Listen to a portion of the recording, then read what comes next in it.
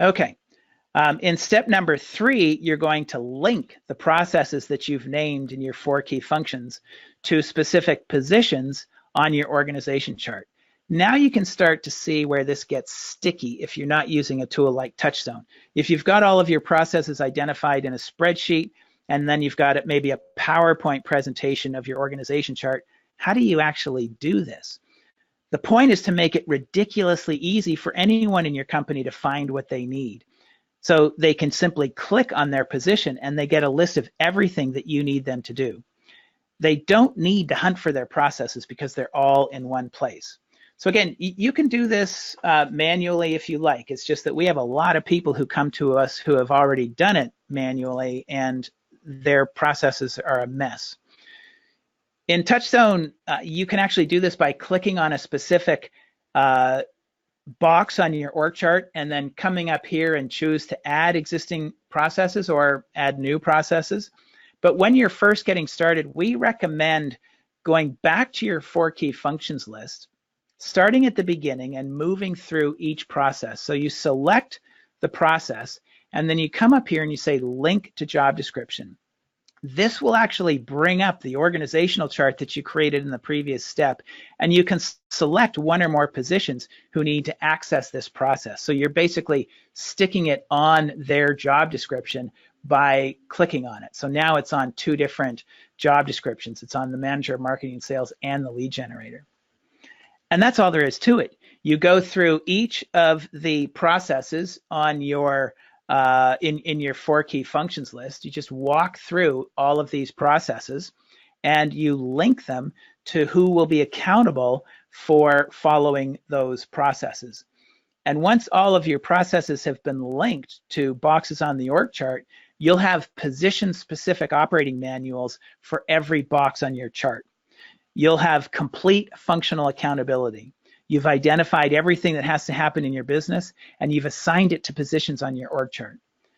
So now this view contains exactly the same content as the view that I showed you earlier in the control panel or on the dashboard. So these are the, 16, 18 different processes. In the dashboard, we even make it simpler because you can click on the customer service role and that specific employee can actually organize their processes from their job description into groups that make sense to them. So they can customize the look and feel of their job description. And this is all mobile compliant. So if they need to complete checklists or fill in forms from a mobile device, that's all available to them here. I want to say a quick word about job descriptions. Most of the job descriptions that we see are usually only used for hiring.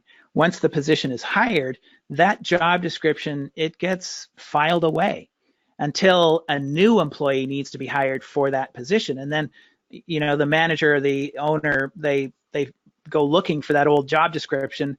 They determine whether or not it's accurate. They make the changes, they hire the person, and they file that thing away again. And the process continues over and over again.